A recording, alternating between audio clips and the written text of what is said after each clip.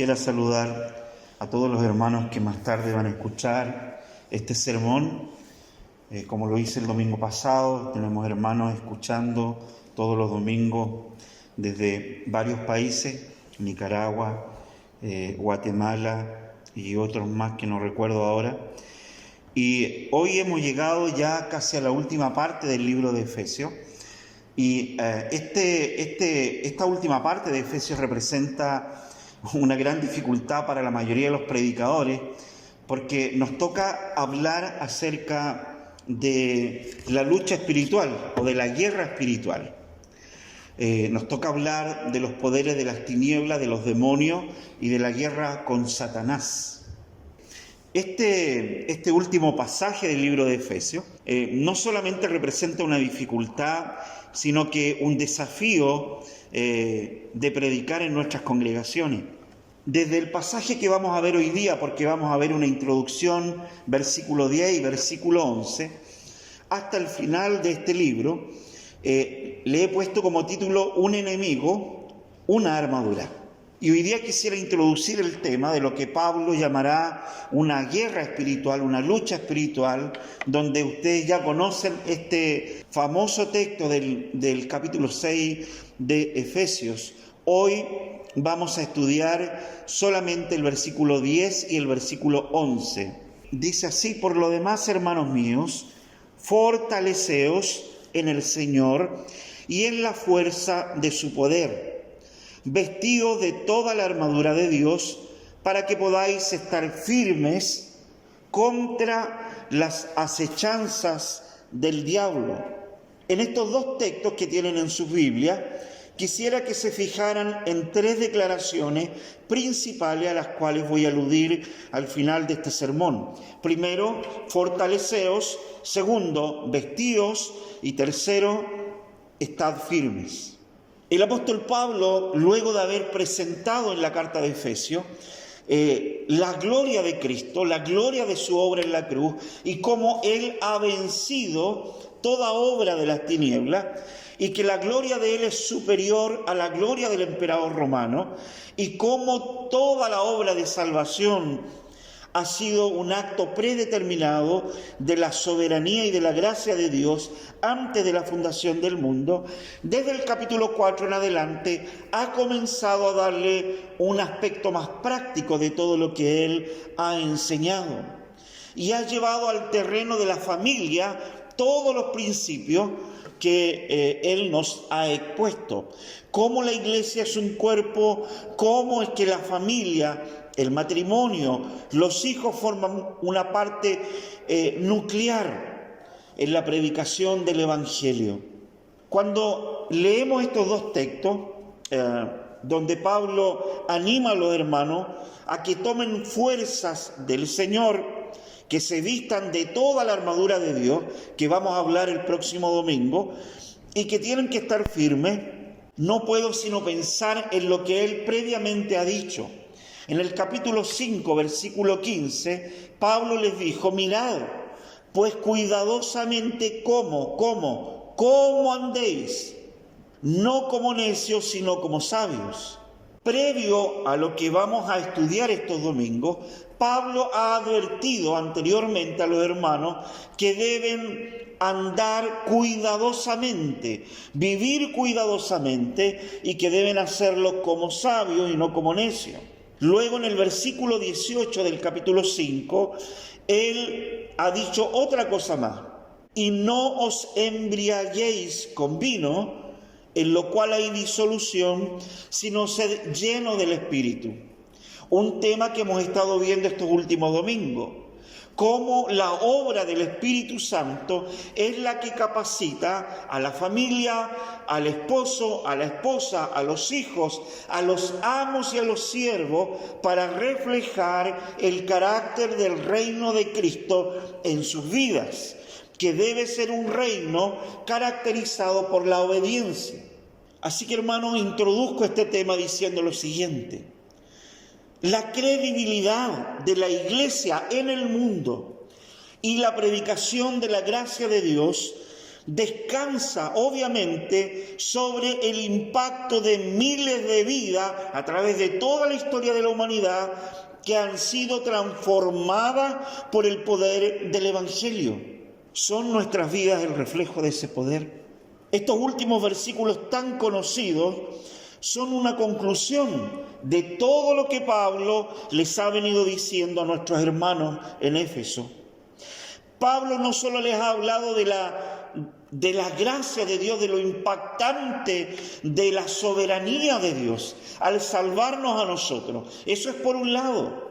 Pero por el otro lado también Pablo les ha venido advirtiendo de que existe una responsabilidad humana que tenemos delante de Dios de vivir y de andar como Él nos ha demandado que vivamos.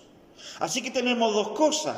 Primero, Pablo le ha hecho ver a la iglesia que Dios en su gracia y misericordia nos ha salvado soberanamente, donde nosotros no hemos hecho nada. Ha sido un acto de la gracia de Dios. Pero por el otro lado de la moneda, es que nosotros somos responsables de Dios, ante Dios, de la manera en que vivimos el Evangelio que nos ha sido dado por gracia. Pablo quiere recordarles a los hermanos de Éfeso que deben luchar. Recuerdan que este último texto de Efesios tan conocido habla de una guerra. Es una guerra espiritual. Y Pablo les quiere recordar en esta última parte del capítulo 6, les quiere recordar a nuestros hermanos que deben luchar porque están en una guerra. Hermanos, y si es que hay una guerra, es porque hay un enemigo. Pablo les dice que tienen que pelear y para ello les dice que Dios les ha provisto no solamente de armas para pelear, sino que les ha provisto una armadura para hacerlo.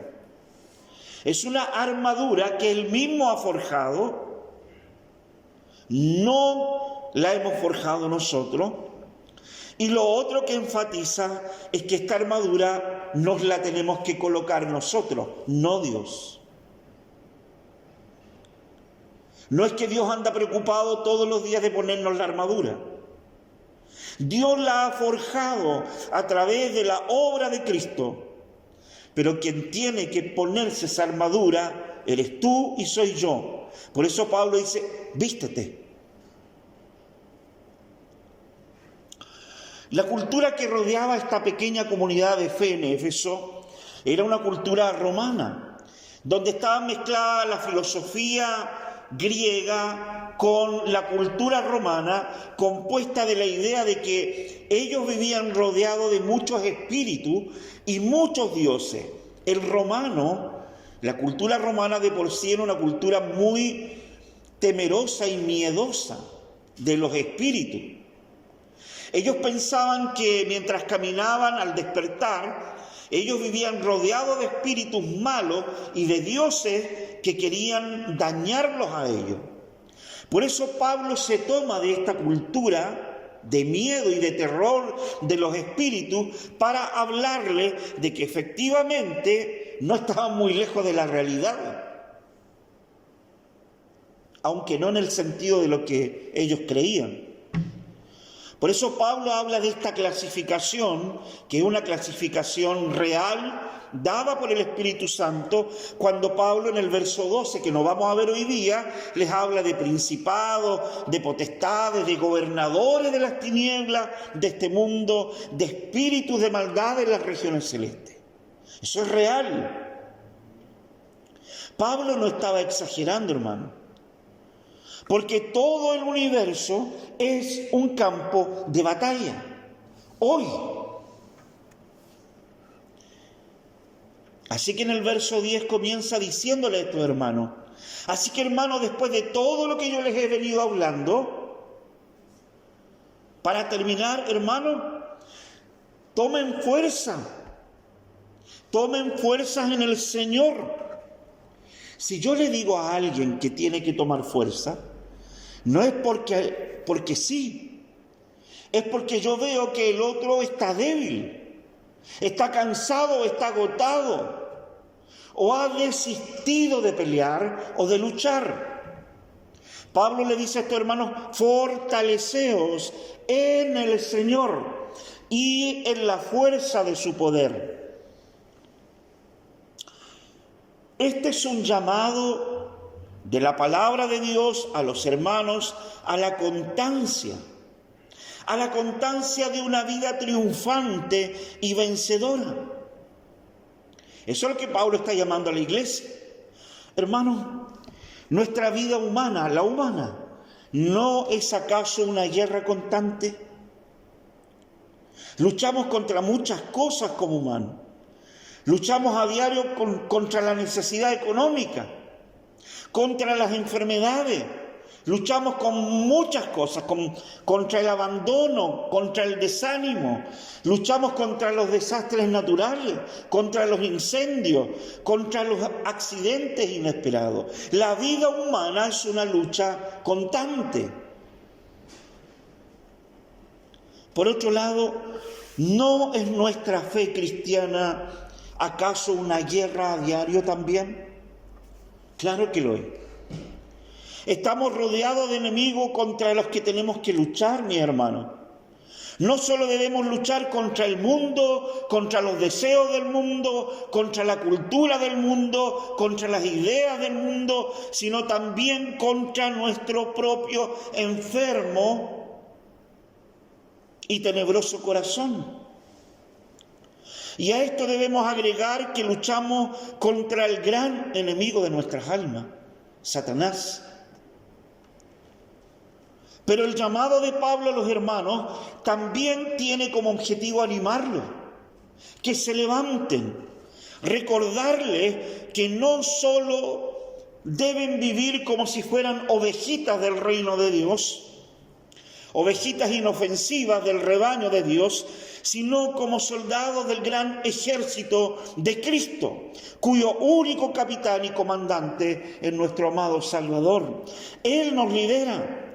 Y Él nos ha provisto de las armas que nosotros como soldados de Él tenemos que usar. Una armadura para protegernos.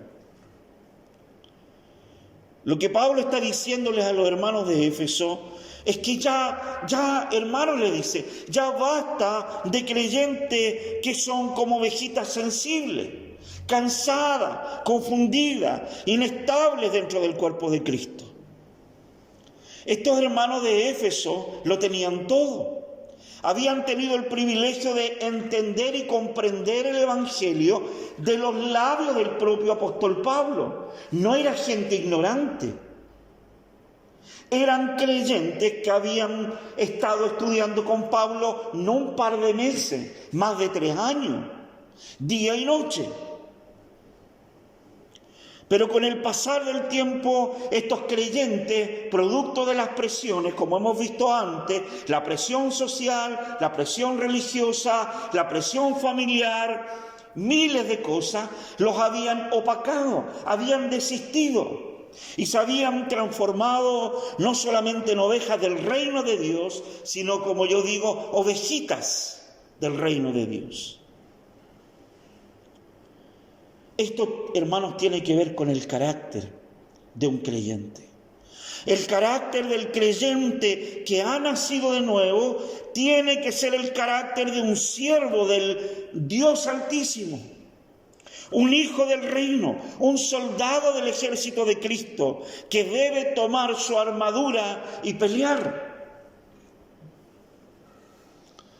Mis hermanos, mis hermanas, tenemos que pelear por nuestra fe. Tienes que pelear por tu familia, tienes que pelear por tu trabajo, tienes que pelear por tu estudio, tienes que pelear por tu esposo, tienes que pelear por tu esposa, tienes que pelear por tus nietos, tienes que pelear por tus hijos, tienes que pelear contra tus ideas, tenemos que pelear contra nuestros impulsos carnales, tenemos que pelear contra el mundo. Tenemos que pelear contra la influencia del mundo en nuestro hogar. Porque los heridos de esta guerra diaria No van a ser heridos que van a salir en la tele, de otros países, gente desconocida. Los heridos de esta guerra diaria van a ser gente que nosotros conocemos. De hecho, los heridos van a ser nuestra familia, nuestros hijos, nuestro matrimonio, tu esposo, tu esposa, tus hijos. Porque Satanás ha venido para destruirnos. En Juan capítulo 10, versículo 10, Cristo dice: el ladrón no viene sino para hurtar y matar y destruir. Yo he venido para que tengan vida y para que la tengan en abundancia. De tal manera que se nos presentan dos realidades: o somos creyentes que viven con vida y abundancia en Cristo, o somos creyentes a los cuales el enemigo ha hurtado la fe, el gozo, la vida, el poder, nos ha matado y nos ha destruido. Solo hay dos realidades. Este imperativo que Pablo usa, fortaleceos, da cuenta del carácter débil de la fe de muchos hermanos en Éfeso. Pablo les acababa de escribir desde el capítulo 1, ¿recuerdan? Cómo es que a pesar de todo el caos, la desesperanza, el poder de Roma y la destrucción que dejó el pecado en el mundo, la gloria de Dios, la gloria de la gracia de Cristo, en su muerte y resurrección, triunfaron y conquistaron la muerte y el imperio del diablo. Nos preguntamos lo siguiente: ¿cómo es que a pesar de toda esta verdad gloriosa, estos hermanos en Éfeso seguían viviendo escondidos? ¿Recuerdan que hemos visto esto? Ellos vivían escondidos, atemorizados, confundidos y dominados por el temor y por sus propias pasiones cobardes, infantiles. Habían rivalidades entre ellos, peleas tontas, infantiles. Sabían mucho, pero no tenían carácter. Y hermanos, que al trasladarlo a nuestra realidad, nosotros como creyentes no podemos tener el carácter de un creyente maduro si no somos constantes y diligentes en esta guerra espiritual.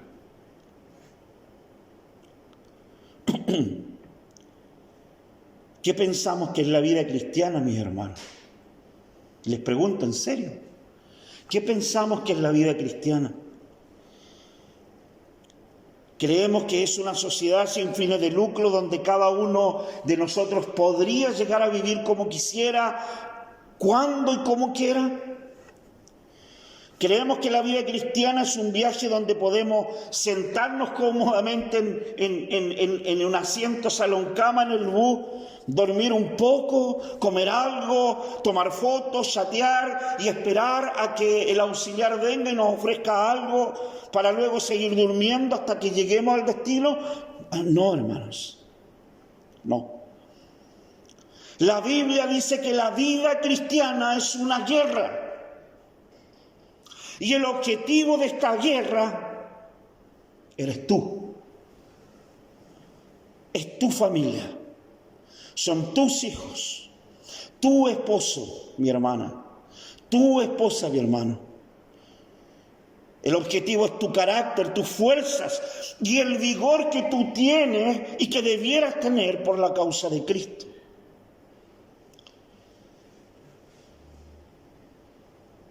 Hermanos, vivimos tiempo de iglesia, uno ve por internet, vivimos este tiempo de iglesias repletas de gente, creyentes que lo saben todo, que lo tienen todo, saben teología, saben canciones, saben de la Biblia y conocen todo el funcionamiento externo de una congregación, pero no tienen carácter. Ni necesitan a nadie, ni quieren ser necesitados por nadie. Vivimos una cultura cristiana en Latinoamérica individualista. Muchos no sienten que haya que luchar por nada, simplemente viven la vida. No ven que los ataques del enemigo se les han colado por algún lado, sin que se den cuenta, porque así trabaja Satanás. El llamado a fortalecerse que hace Pablo a los hermanos es un llamado a ser fuertes, claro que sí. Él le dice, hermanos, ya, basta, levántense, tomen fuerza, fortalece tu fe. ¿De dónde? Pablo dice, del Señor. Porque, mis hermanos, vamos a necesitar ser fuertes muchas veces en la vida. Vamos a necesitar ser fuertes en el sufrimiento, en las pruebas. Vamos a necesitar ser fuertes en el dolor. Vamos a necesitar ser fuertes en la batalla contra los apetitos de nuestra propia carne, contra el pecado adulador.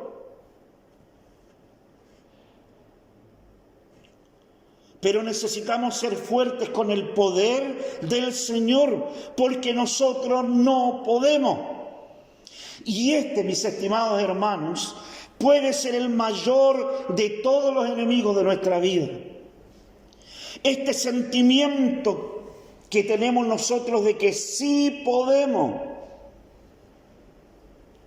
de que no necesitamos la comunión, de que no necesitamos consejo, de que no necesitamos que nadie nos diga lo que debemos hacer, porque nosotros sabemos. Nosotros y nuestra autosuficiencia maldita, que luego toma el enemigo, la inflama dentro nuestro y luego viene la ruina espiritual. Adán y Eva creyeron que ellos podrían, pero no pudieron. Caín pensó que sus ideas serían una buena solución y una buena oferta delante de Dios, pero no lo fueron y fracasó. Moisés pensó que su discurso y manera de regañar al pueblo estarían bien, sin consultar al Señor, pero no estuvo bien. Y no solamente fracasó, sino que murió por ese error. David pensó que un poco de descanso, un poco de flojera y de ocio lo iban a ayudar, y que a pesar de estar sintiendo el infierno emocional dentro de él por la mujer de otro, él podría controlar la situación. El caso es que no pudo y fracasó. Salomón, con toda su sabiduría, creyó que él podría tomar o retomar su fe en cualquier momento y que no tendría problemas con probar de todo un poco, porque no se iba a dejar dominar de nada. Pero lo fue. No solo fue dominado por el pecado, sino que el pecado lo dejó herido, confundido, agotado. Él llegó a decir, todo es vanidad. La vida se transformó en un sinsentido, una existencia vacía. Porque eso es lo que el pecado va a hacer en nuestras vidas. Pedro pensó que su firme determinación y sus ideas tan elocuentes serían suficientes en la hora del peligro y que él jamás iba a traicionar a Cristo, aunque lo hicieran los demás. Pero no pudo. Y lo negó 3 veces, porque él nunca pudo. El tema, mis hermanos, es que ni tú ni yo podemos. No podemos.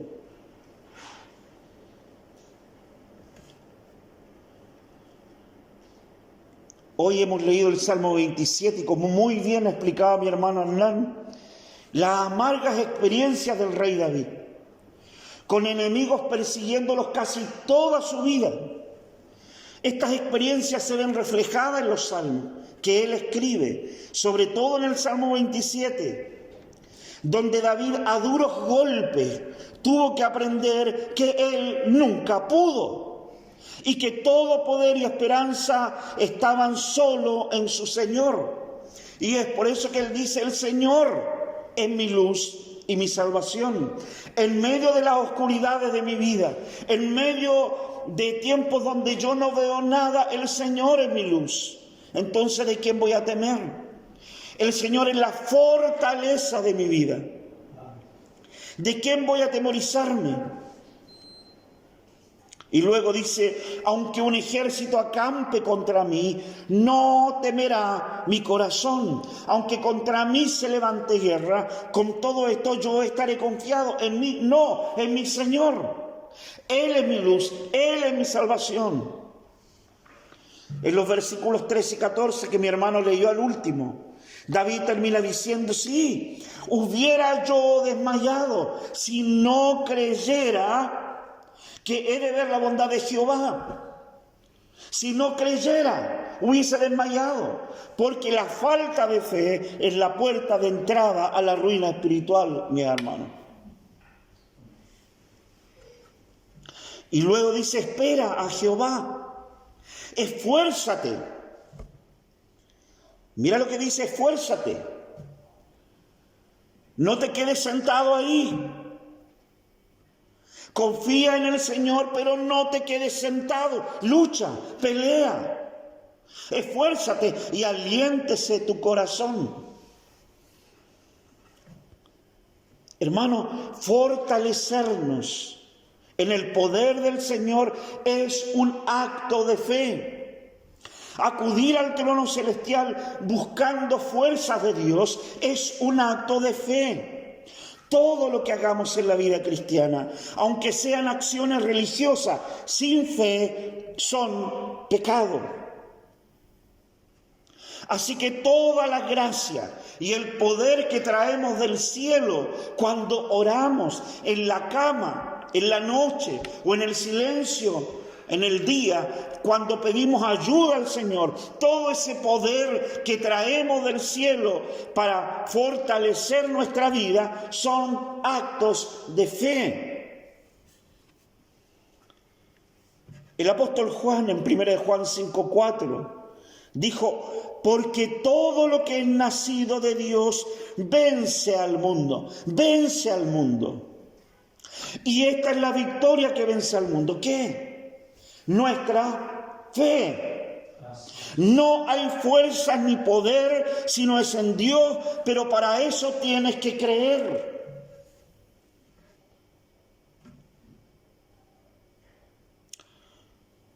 Termina en el verso 11 Pablo diciendo: vestíos de toda la armadura de Dios para que podáis estar firmes contra las acechanzas del diablo. No puedes combatir con tus armas. No sirve. Tu autosuficiencia y seguridad no sirven. En estos últimos capítulos e instrucciones del apóstol Pablo, hemos visto, domingos atrás, hemos visto lo fundamental del matrimonio. Porque el matrimonio representa a Cristo y a su iglesia. Por eso Pablo ha enfatizado la importancia que tiene la familia, porque es la familia la vitrina para el mundo de la gracia y del poder transformador del Evangelio. Entonces, si nuestra familia, mis hermanos, si nuestro matrimonio es esa vitrina,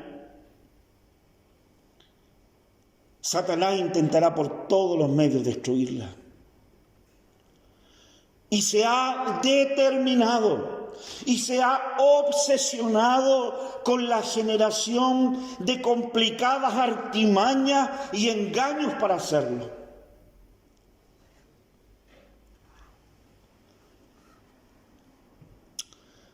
Permítanme decirle esto. Un gran porcentaje de creyentes en todo el mundo, de matrimonios, de familias en el mundo, viven totalmente inconscientes de sus realidades espirituales. Y hablo de creyente, no de mundano, de creyente.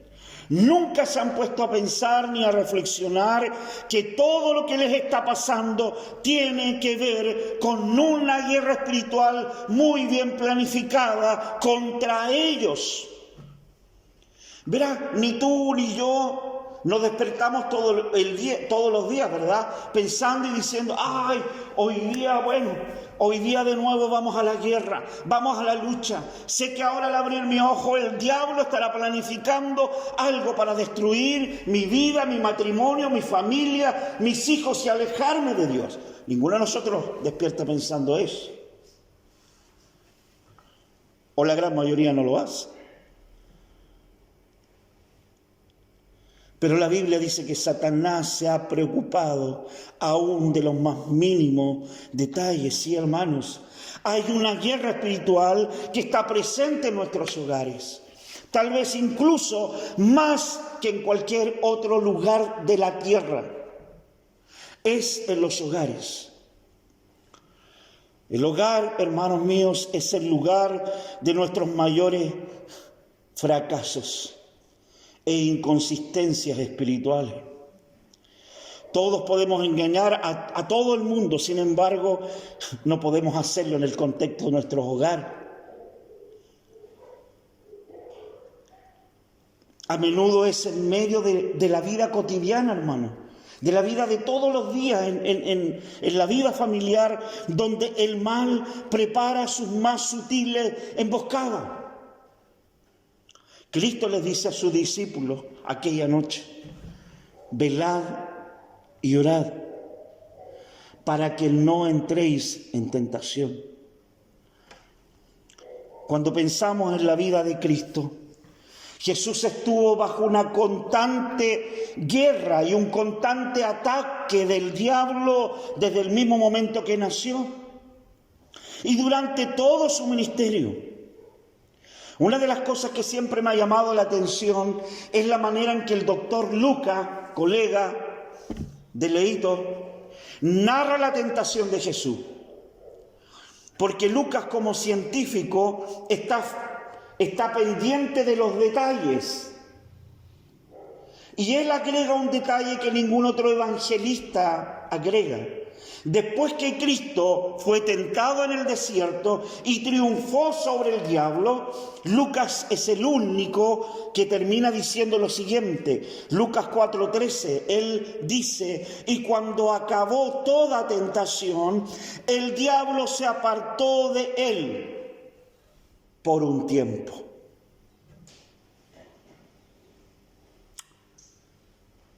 Hermanos, no podemos vivir de triunfos espirituales pasados, ni pensar que porque hemos triunfado sobre alguna tentación o sobre el diablo en algún momento de nuestra vida, entonces todo se acabó, porque nada ha acabado, nada acabó. Satanás jamás va a renunciar a tratar de destruir tu vida y la mía, tu familia y la mía. Satanás no solamente intentó destruir la vida de Jesús, trató de destruir su entorno, su círculo más cercano. Lucas capítulo 22 se nos dice algo interesante. Lucas capítulo 22, verso 28, Jesús hablando de una manera muy íntima con sus discípulos, Él les dice, pero vosotros son los que han permanecido conmigo. Mire qué lindo. En mis tentaciones. Es un tiempo tan maravilloso. Es el último tiempo antes de ir a la cruz. Y Cristo toma a sus discípulos y le dice, ustedes son los que han estado conmigo siempre, en todas mis luchas, mis tentaciones. Yo pues dispongo para vosotros un reino, como mi Padre lo dispuso para mí, para que comáis y bebáis a mi mesa en mi reino, y os sentéis sobre tronos, juzgando a las 12 tribus de Israel. Maravilloso. Pero luego le dice a Simón Pedro, Simón, Simón, he aquí Satanás os ha pedido para zarandearos como a trigo. Ahora, mi hermano, gloria a Dios por esto. Es verdad que Cristo en la cruz triunfó sobre el diablo y sus demonios. Eso lo tenemos claro. Gloria a Dios por eso. Colosenses 2:15 lo dice. Así que tenemos esta verdad. Satanás es un enemigo derrotado. Eso está claro. Es un enemigo derrotado. Pero sigue siendo un enemigo problemático y vengativo. Lleno de artimañas. Por ello necesitamos conocer a nuestro enemigo y saber cómo enfrentarlo. No sé cuántos conocerán a Benjamin B. Warfield. Quizá, al menos desde una opinión mía esta, para mí quizá uno de los más grandes teólogos que el mundo tuvo. Él describió al cristianismo como una vida sobrenaturalmente desvergonzada. Y es así. El apóstol Pedro advierte a la iglesia en 1 de Pedro 5:8, sed sobrios y velad, porque vuestro adversario, vuestro enemigo, el diablo, como león rugiente, anda alrededor buscando a quien devorar. Ahora, la lucha espiritual con los seres demoníacos es algo que me gustaría ver desde el próximo domingo, pero déjeme decirle algo. Ni por un momento, Satanás y sus demonios descansan en su afán de hacernos pecar y de destruir nuestra fe como creyentes. No puede robarnos nuestra salvación, no puede condenarnos, pero sí puede anularnos. Puede dejarnos heridos, puede dejarnos sin fuerzas, puede dejarnos prácticamente inservibles como soldados del reino de Dios. Pedro dice, sed sobrios y velad. Ay, mis hermanos, la sobriedad o la prudencia, la sensatez son los factores más alejados de la vida del mundo del creyente hoy en día. Estamos embriagados de los placeres de este mundo y de los deleites de este mundo, con su música, con sus ideas, con su cultura, con su moda, con sus ídolos, ya sean pintores, cantantes, actores, políticos y un largo etcétera. Debemos decir con vergüenza que muchos creyentes en el mundo corren como vulgares paganos tras las luces del mundo, del ritmo de la vida del mundo y de los quehaceres de ella sin siquiera pensar. No hay tiempo para pensar. No queremos pensar. Ni queremos que nos hagan pensar, porque si lo hiciéramos tendríamos que cambiar. Y no queremos cambiar. Muchos están viviendo un evangelio cómodo, un evangelio superficial, un evangelio descuidado. Por esto es que es tan importante que los hermanos en Éfeso supieran que tenían un enemigo que debían conocer bien, que debían tomarle el peso al enemigo, conocer sus estrategias, conocer sus métodos, para luego acudir a la presencia de Dios para pedir poder, fuerza, protección, para tomar la armadura que Él ha forjado para nosotros. Porque es la única manera de poder estar firmes en la lucha, firmes en la fe de nuestro amado Señor. Por lo demás, hermanos míos, fortaleceos en el Señor y en la fuerza de su poder. Pablo está remarcando el carácter que los hombres y las mujeres redimidos de Dios deben tener en esta guerra espiritual. Un espíritu de dependencia del Señor. No hay cómo luchar hoy domingo ni mañana lunes esta guerra espiritual si no es a través de un espíritu de dependencia del Señor. Es lo mismo que Él le dice a los corintios, en 2 de Corintios, capítulo 10, 3 y 4, Él les dijo, pues aunque andamos en la carne, no militamos según la carne. Alguien podría decir, pero pastor, pero estamos en el mundo, no podemos salir del mundo. Pablo dice, sí, andamos en la carne, pero no somos soldados de la carne. No militamos en la carne. Porque las armas de nuestra milicia no son carnales, sino poderosas en Dios. ¿Sabes para qué? Para la destrucción de fortaleza, dice Pablo. ¿Qué fortalezas deben ser destruidas en nuestras vidas? Es una buena pregunta. Pecados ocultos, ideas personales, el orgullo, la vanidad, los ídolos del mundo, la mundanalidad, la independencia espiritual, el autogobierno, la flojera espiritual, nuestra visión de la vida, nuestra individualidad, nuestros malos hábitos de vida, nuestras malas amistades, las malas influencias y un largo etcétera.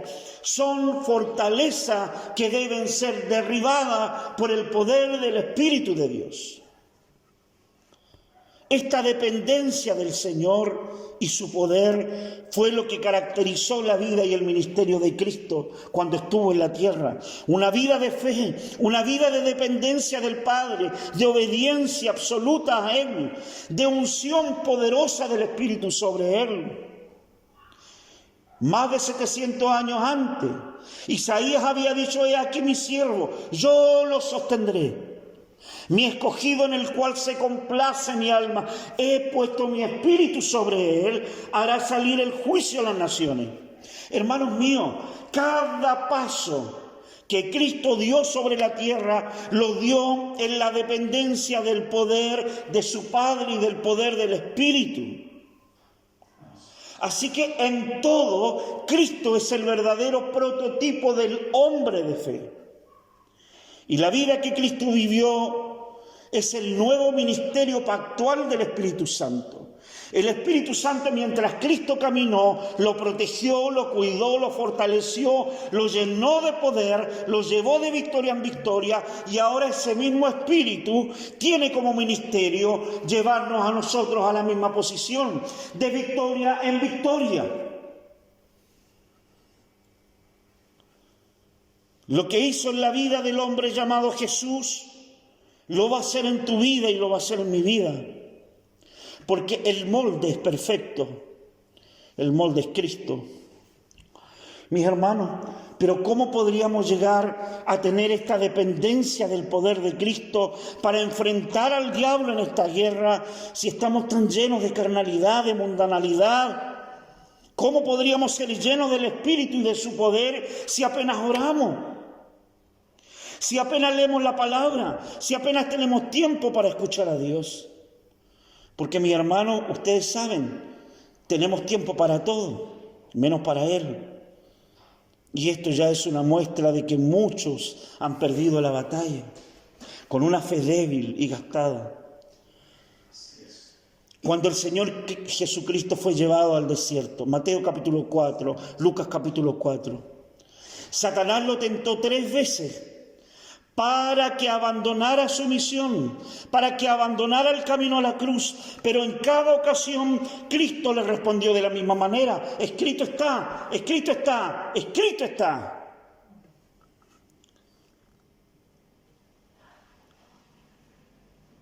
Muchos creyentes hoy en día solo recuerdan de memoria Juan 3:16 o el Salmo 23.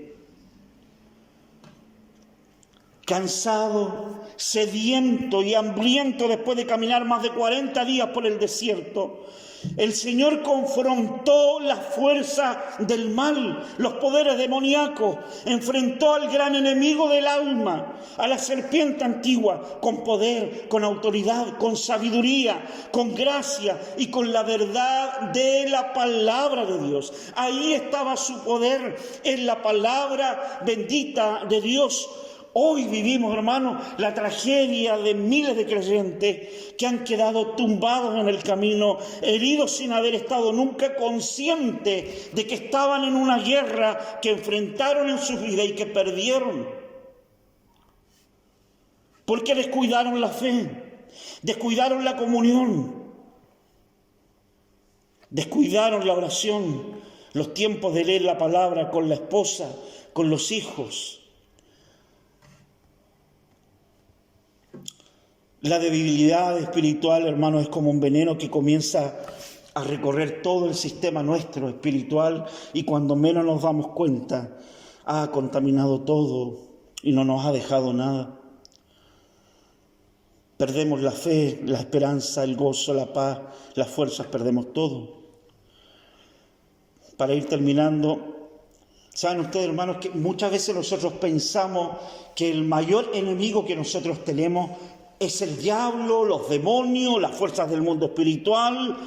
Estos son los mayores enemigos y olvidamos el pecado que mora en nosotros y nuestro propio corazón. Y según la palabra de Dios, yo diría que el peor enemigo de todos somos nosotros. Vestidos de toda la armadura de Dios para que podáis estar firmes contra las acechanzas del diablo. Hermanos, estamos en una guerra espiritual. Nosotros somos el objetivo del enemigo.